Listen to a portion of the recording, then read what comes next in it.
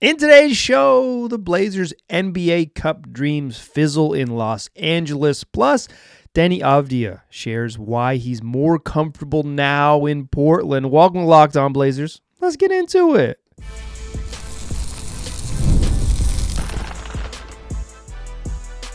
You are Locked On Trailblazers, your daily Portland Trailblazers podcast, part of the Locked On Podcast Network. Your team every day. What's up, world? It's your past first point guard and Trailblazers reporter, Mike Richmond. You are listening to another episode of Locked On Blazers, part of the Locked On Podcast Network, available wherever you get podcasts and also on YouTube.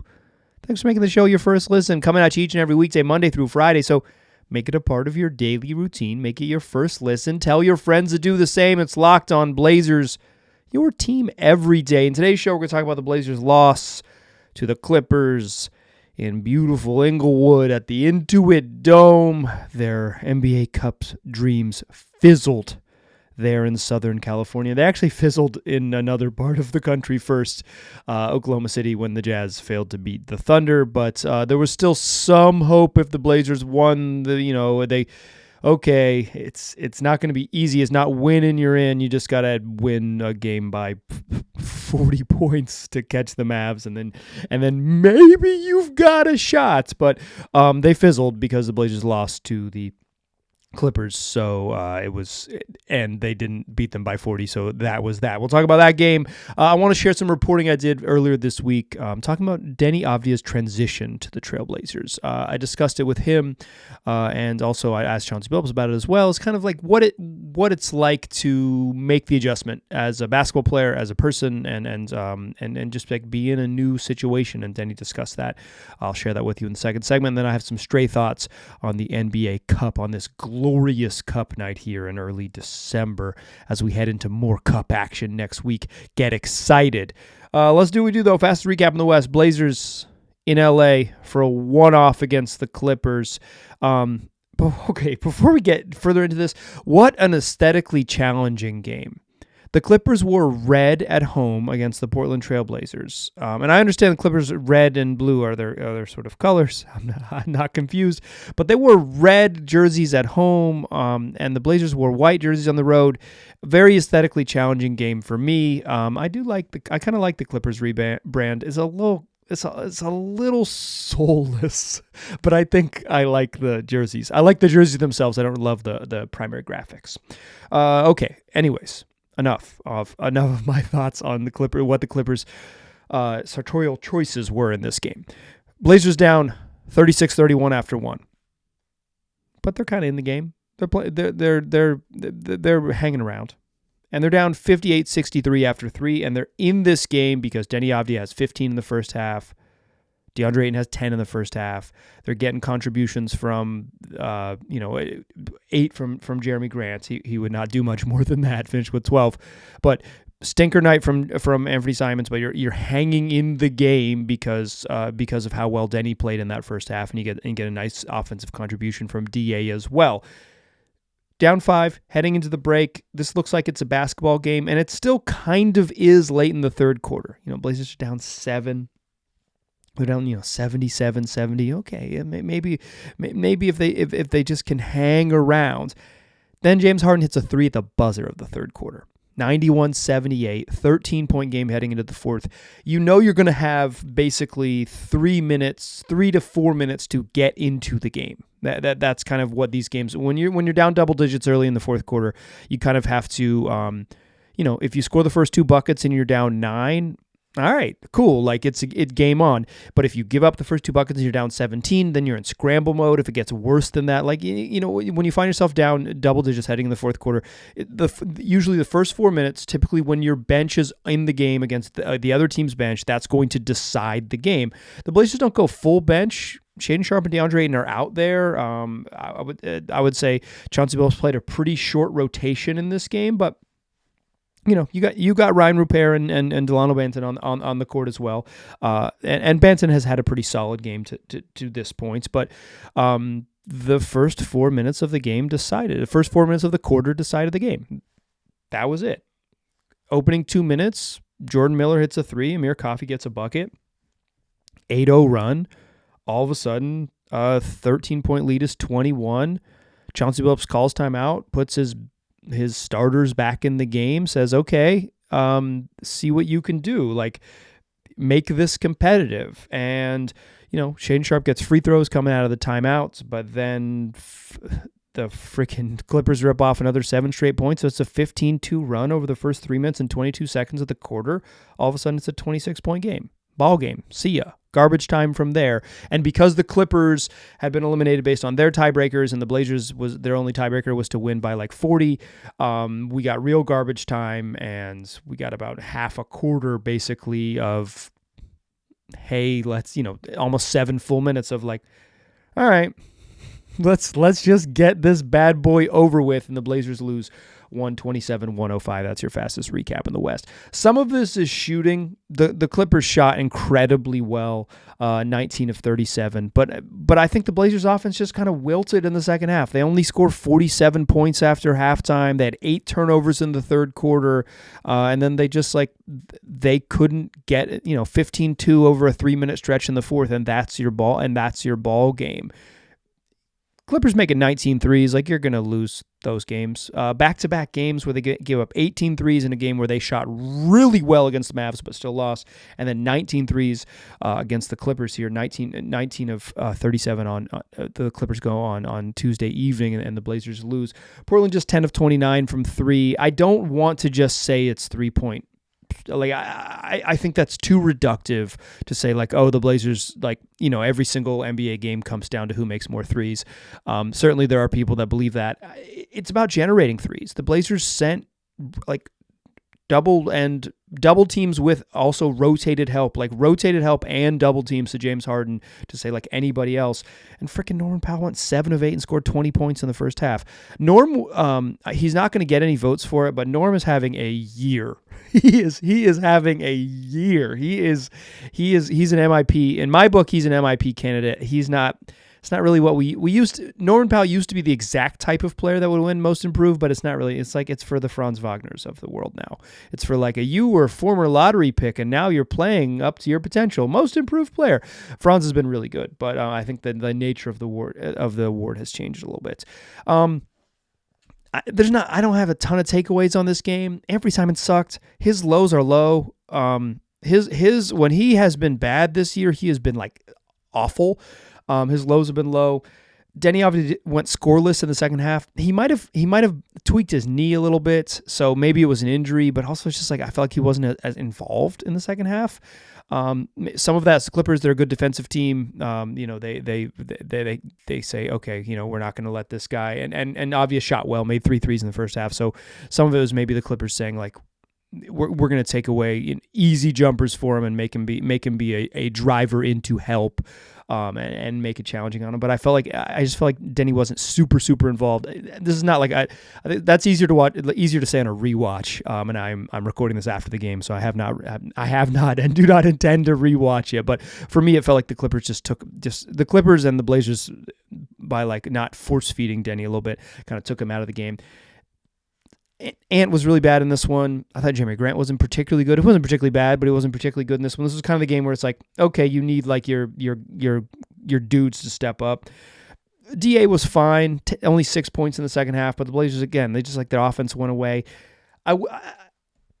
This is a developing take. This is a something to monitor. I felt like in the Mavs game over the first 2.5 quarters, Shaedon Sharpe was kind of invisible. And then late in the third quarter, he kind of got going. He took a mid-range jumper. They like clearly went to him to take a mid-range jumper. And then he was a lot better down the stretch of that game and was like much more involved and like forceful, and you could feel him. And then in this game, he took 7 shots. He did get to the free throw line 5 times. A couple of those came in the fourth quarter when the game was kind of out of hand or getting out of hand. But like, he took 5 free throws and didn't get there 5 times. Sometimes you take 2. It's 2 trips, 4 free throws. But like, I would say these are back-to-back games in which I felt like the lack of assertiveness. One of my concerns about Shaedon Sharpe is that when everyone else is going, he isn't like, he doesn't hijack the game. He is not a DB Hooper. He is whatever the reverse of that is. He's the guy in the inside man who just hides inside the vault and hopes to walk out quietly. It's like Sharp. A part of his game that he sort of needs to build towards is the part of his game that he is plays a little more selfish. That's maybe not a trait that we like say is like a good part of basketball, but I think for Sharp and his skill level and where this team is, he needs to have some more selfish moments. He wasn't the problem in this game, to be sure. Like every time it was pretty bad. And Jeremy Grant didn't, they kind of need him to be a little bit more if they're going to be competitive in these games. But I would say I am something to monitor is like Shaedon Sharp's aggressiveness when other guys get going, when Deni is cooking, when Ant and Jeremy Grant and Tumani are trying to get shots, when DeAndre Ayton's back and playing and getting field goal attempts. Like where does Shea find his offense, and is he willing to just say, give me the dang ball, and kind of hijack some moments? I'm looking for that. Otherwise, like, I would say the Blazers' lows, I've talked about this in the past. Blazers have a relatively low margin for error, and typically when they win close games. And this season, when they have lost to the team that has the most 25-point losses of any team in the league this year, and they lost by 22 tonight, typically when they lose, it can get at, not every single game, but they've certainly had a handful of them and a couple handfuls of them that just like they get out of control because the Blazers like offense isn't going to shoot them back into games, and when the defense has either slippage or the other team shoots well, it can really spiral. And I think their lows are low, and I think that's just kind of part of who they are. It's like their lows are going to be low because they have to stay in games. It is real narrow, and to get out of games, they can get out of them in a hurry just because of their offensive talent and offensive style, system, all of those things. And like every time needs to be their most dynamic offensive player, and when he has stinkers and when he's been cold, he's been ice cold, baby, like Outcast. So he's been cooler than cool. He missed 9 field goals and he scored 7 points. That's just a bad night at work. I think is enough on this game though. Let's talk about Deni Avdija. I got a little reporting from you from inside the Moda Center. We'll talk about him and what it means to get more comfortable as a human and a basketball player. I want to talk about that in the second segment. Let's do it on the other side. Join me there, won't you? First, though, I want to tell you about Game Time. It's the place to buy tickets to the things that you want to see, whatever that is, whether it's sports, concerts, comedy, live theater. You can do it using the Game Time app. And the Game Time app, what makes it so great is it got a bunch of features that are designed specifically to make it easy for you to save money. They got Game Time picks. They're curated selections of tickets throughout the venue that are the best deals, so you can pull up the venue right there in the app, take a look at all the seats and say, that's where I want to sit, and that indeed is a good deal. And Game Time's already selected from various sections throughout the building to say, yeah, this is likely where you want to go. Plus, they got all-in pricing. I like to toggle on this feature, so when I am browsing and looking at tickets, I know the total upfront cost. There's no surprise fees at checkout. I like to take the guesswork out of buying tickets, and you can too with Game Time picks. Download the Game Time app, create an account, and use the code LOCKEDONNBA. You get $20 off your first purchase. Terms apply. Again, create an account and use the redemption code LOCKEDONNBA. That's LOCKEDONNBA for $20 off. That's Locked On NBA for $20 off. Download Game Time today. What time is it? Game Time. Today's show is also brought to you by Prize Picks. It's daily fantasy made easy. It's the best place to get real money sports action with over 10 million members and billions of dollars in awarded winnings. Prize Picks has made daily fantasy sports accessible to all. You just pick more or less on at least 2 players for a shot to win up to 100 times your cash. Run your game all season long with Prize Picks. Listen, Prize Picks is available pretty much everywhere, including in all the big states, California, Florida, Georgia, and Texas, and right here in Oregon. Plus, they've invented Flex Play. You can still get 100 times your money with as little as 4 correct picks, but if you thanks to their flex play feature, you can still cash out even if your lineup isn't perfect. You can double your money even if one of your picks doesn't even hit. You can sign up today and get $50 instantly when you play $5. You don't even need to win to receive the $50 bonus. It's guaranteed. So, if you want to win real money this basketball season and you got a hunch on which players are going to go off and which ones aren't, you can go to Prize Picks and make your pick in less than 60 seconds to turn your sports opinions into real money all season long with Prize Picks. Download the app today and use the code LOCKEDONNBA to get $50 instantly after you play your first $5 lineup. Download that app today. Use the code LOCKEDONNBA and get $50 instantly when you play your first $5 lineup. Prize Picks. Run your game. All right. So I mentioned in yesterday's program, shout out to my everydayers who were definitely tuned in yesterday, that there is a real juxtaposition of the first 10 games of Deni Avdija when he was in the starting lineup and it just wasn't working. It wasn't clicking. They moved him out of the starting lineup. Now he's started games here and there just because of the Blazers injuries, but from like permanent starter over the first 10 games to the lineup adjustment after that, he's now played 12 games. He's just a different player. He's just a different player since then. Some of it is the ball has gone in at a higher level. He was shooting 19% from three, 6 of 32, and he's been a lot better since then. He's now 23 of 52 from three over his last 12 games, shooting above 40% from three. Some of it is just the ball going in, right? That is the real trick. Everything looks better when the ball goes through the net. Oh, they figured it out because they're making shots, and I think that's certainly true, but I was curious about what it kind of takes to have a player find their space, find their comfort, find what allows them on the court to be the best version of themselves, or at least be the best version of themselves they can be in context, right? Because there might be a cap on what Deni can be on this particular team based on his teammates and the system and all of those things, but also you want him to be the best version of himself. So I had asked, in my everydayers, shout out to y'all, you'll remember this, is that after 10 games, I kind of asked Chauncey Billups, what do you make of this? Deni, he's averaging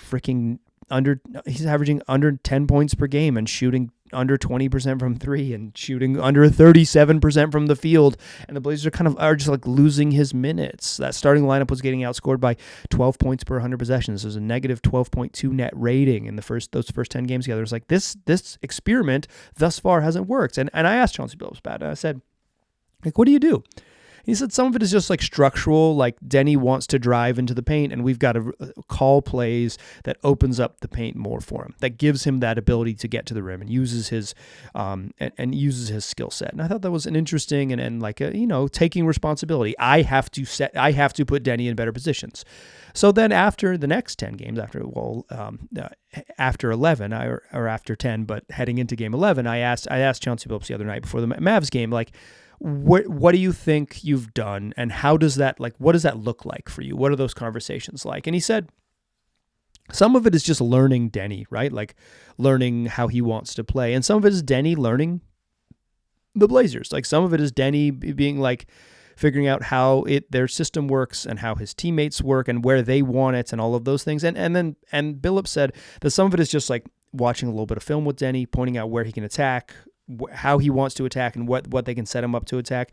And some of it is just reminding him go get the rebound, and when you do, you have free reign to do whatever you want. You have full choice of a grab and go situation to push and go and be as aggressive as you want, or push hard, make the defense react to you, and then set up your teammates from there. And I think taking the training wheels off a little bit, Deni, and saying just go be nuts, just go do what you do, be turbo, right? Be turbo, hold that turbo button, because Deni is best in the open floor, right? And empowering him to just sort of do that was one of Billups's main focus. And then Billups mentioned something I thought was pretty interesting.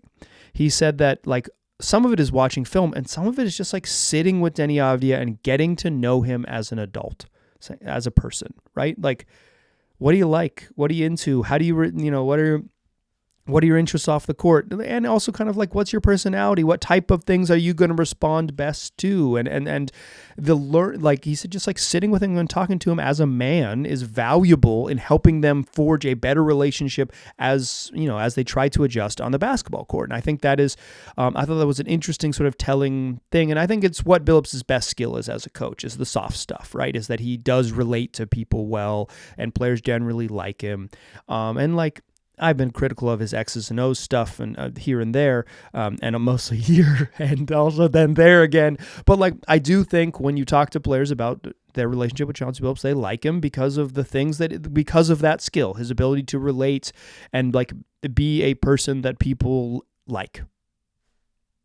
The soft stuff is hard to quantify, but Billups is certainly has that talent. So then I asked Deni. This was before the Denver game. I spoke to Billups and his pregame media availability, and Chauncey and Deni in the locker room prior to the game.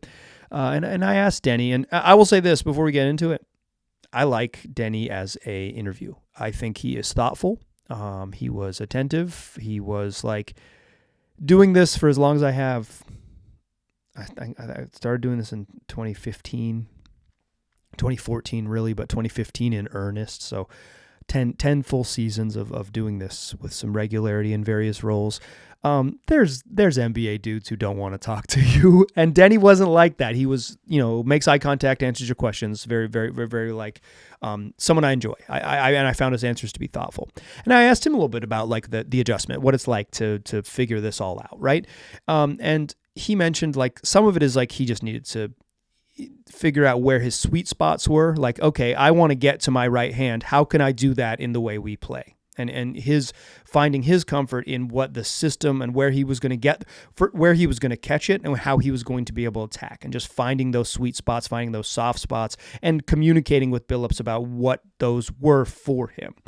And then he said the other thing was that like, it's all so new. I asked him just about like, hey, some of this is just like being a human, right? Like some of this is just like the transition of being a human. And he said, yeah, like that absolutely is it, because he didn't move to Portland full time until September. He was, traded in June. The trade was official in July. He met the Blazers in Vegas briefly, and then was like back home in Israel and like, doing the things that he planned to do this summer and spending the time that he gets to go back home. He lives far away, right? To go back home, like the summertime is your chance to do that. And then he has to relocate from DC, where he thought he was going to be, to Portland.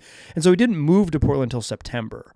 And he said it's like some of it is just getting settled into a new place in a way that is very human and normal. And I think all of us can relate to this. He said some of it is just like, now I know my spots. So like when I need a good meal, or I need something easy and healthy and that I like to eat, right? I know where that is. Or if I need something unhealthy that I want to eat, I know where that is. I don't have to search around. It's not, just like the challenges of everyday life of like feeding yourself, or I need to, running a quick errand, or I need to pick these 3 things up, like knowing where those things are because you have your familiarity with your neighborhood, familiarity with your place. He has some family members living out here with him, and getting settled in this city, getting comfortable here was a big part of Deni's adjustment. He mentioned that, when I asked him about it, it's like kind of quizzing him on the timeline. It's like, when the season started, he had been in Portland about 6 weeks, and now he feels so much more comfortable just in the city, in his place. I don't think he lives in town, because like no Blazers do, but in whatever greater Portland, he has a great deal of comfort. And then that comfort has allowed him to be a little bit better of a basketball player, because he's not worried about all the off-court things, and he can focus on the on-court things. And then he's become more comfortable with Billups' plan and system and the way he goes about things, and his teammates and how they work, and how Deni can function off those things. And then Deni said something interesting. He said, I've been shooting the ball better, and that feels good, but I'm still not making shots. And some of the reason that I struggled early in the year was that I was just missing, and I need to play better. And I think this is what I enjoyed about doing this little mini reporting.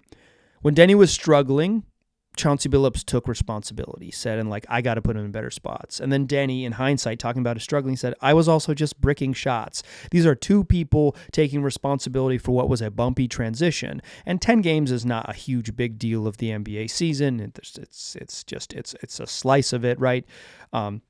It's a little more than 10%, right? Like of the season, there's a big chunk of it remaining, but I think both coach saying, I got to do better, and player saying, well, yeah, but I also got to play better. I need to I'm missing layups. I have to just make my shots and make things simpler.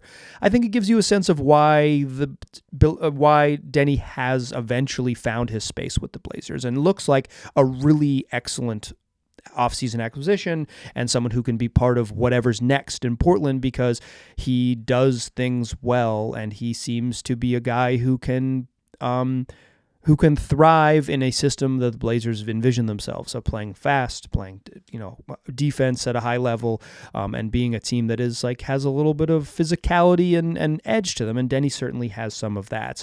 And the Deni of the last 12 games is just a totally different player, and he's been a darn good one. And he had a very quiet second half against the Clippers, but the first half, the reason the Blazers were in the game is because Deni Avdija was making sure they were in the game, among others.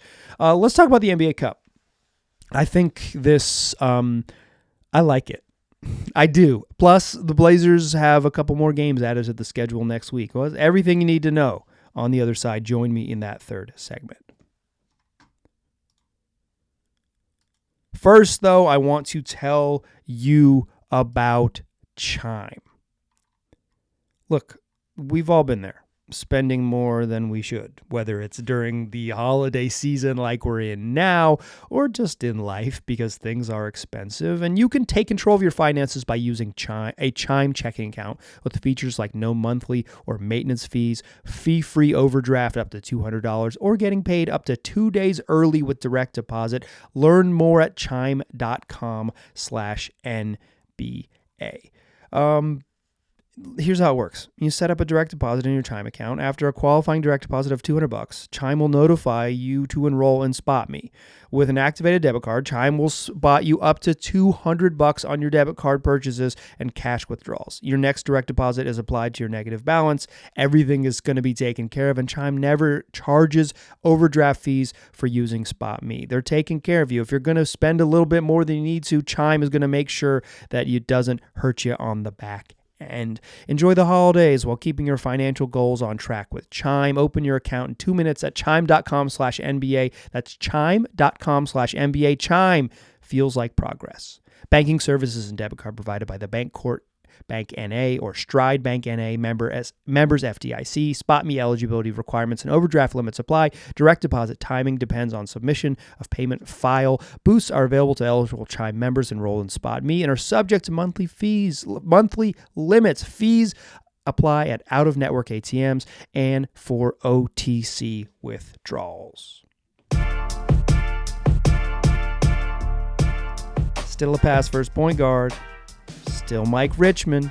You are still listening to Locked On Blazers. Let's talk about the Cup.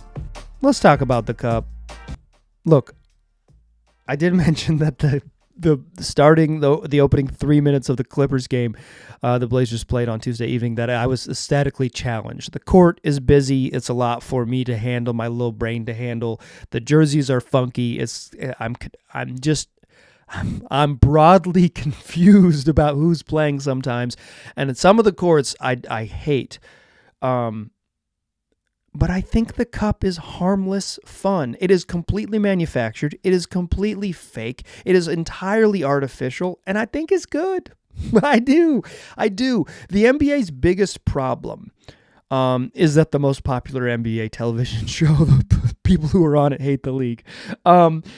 Several of them, in fact. No, I think the NBA's biggest problem is that the regular season is really long and there aren't enough stakes. And people like stakes. Like, I mean, like the television ratings suggest that when there are stakes, people tune in. And the NBA Cup offers artificial, fully generated stakes. It offers some juice. And it's harmless because if the Blazers are not a particularly good team and the Clippers, like a surprisingly surprisingly good team, but like probably like a low-level playoff team, play-in type of team when it's all said and done. Like when these two teams play a random Tuesday night in December, like there's not a lot of reason to tune in. But the fake intrigue of the Cup maybe gives it a little more juice.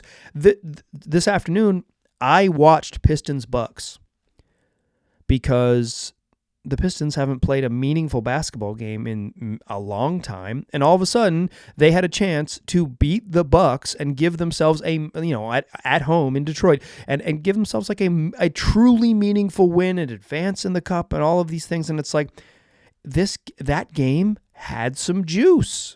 It didn't otherwise deserve any juice. The Pistons are probably not a playoff team in the East. I'd be very surprised. The Bucks, they're good. They've been playing a lot better now after they sucked to begin the year. But like that game had some juice. I like that the NBA Cup offers otherwise meaningless games early in the season a little more stuff. Now, like particularly for me, like just like an NBA dork, I like the NBA regular season. I enjoy it. I watch it and have fun. I've watched probably 8 Kings games this year just because they come on at night. This is like really convenient for me to watch the Kings. That's just how it's gone down. I feel like I've really got to know Colby Jones. I've really got to know Mason Jones too. I've really got to appreciate the end of the Kings bench.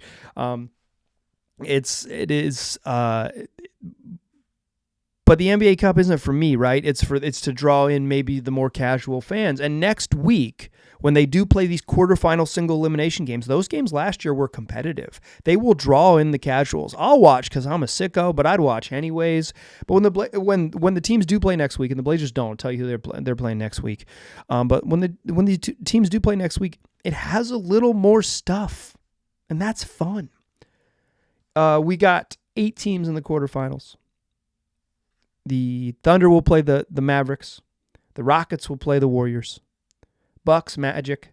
Knicks, Hawks. Let's go. 4 teams on each side. Then the winners of each of those games in those quarterfinals, they'll go to Vegas. We'll get a semifinal East and West. We'll get a championship game in Vegas. It's going to be good. These games have been pretty good. Is it totally fabricated? Yeah, absolutely. Do I enjoy the fabrication? I absolutely do. Give me more Cup games. I think it's kind of stupid. I think that like the way we just like, I don't understand the groupings. Just use divisions. Like, come on, we already have groups. I guess it would be quote unquote unfair, but life isn't fair. And I don't the like a little convoluted on the last day of the last couple days being like, here's all the tiebreaker situations that need to happen. That's maybe a little more than I care to calculate. But I think it was fun going in the game. It's like, okay, Blazers need to win by 40. And then it's like, well, maybe they're not going to. But it's like early in the game. It's like early in the night. It's like they need Utah to beat OKC. Can that happen? They need Memphis to beat the Mavs. They needed a little bit of help. And there was some added intrigue otherwise that there wouldn't have been, because the Blazers missed the next round of the NBA Cup. Every team's still going to play 82 games. These are regular season games. The only game that isn't a regular season game is a championship game. 2 teams will play 83 this year prior to the playoffs. They'll get an extra fun one. But next week, everybody gets games 81 and 82 inserted into their schedule regardless. And the Blazers next Friday will play the San Antonio Spurs. And on Sunday, they will travel to Phoenix to play the Suns. So at Spurs at home next Friday. Not this coming Friday, but the December 13th, the following Friday. So that means Blazers are coming back home. They're a stayover team, so I imagine they're still in LA tonight having fun. Then they'll come back tomorrow, fly back. They play the Jazz on Friday. They play the Lakers in LA on Sunday, back to Los Angeles. And then from that Sunday game until Friday, they're chilling. They got a huge stretch, 4 full days off to get right, to probably actually get some real practices where they like go live and are physical. Very rare in the NBA season, and get everybody get their feet up and heal up and all of those things. And then you're back for Friday, Sunday, and then the season commences, but like a little break that is not great for the podcast. Sunday game, and then no games during our record schedule of the week. Will I whine about that? Probably one more time. I'll probably give it one more whine, but that's okay. We'll get some guests on the show, and we'll have fun. It's what we do 5 days a week or every good podcast. The Cup is good. The Blazers got games 81 and 82 inserted to the schedule that feel more like games 15 and 16, but I digress. Come back for tomorrow's show. It's what we do 5 days a week wherever you get podcasts and also on YouTube. I appreciate you listening. I'll talk to you soon.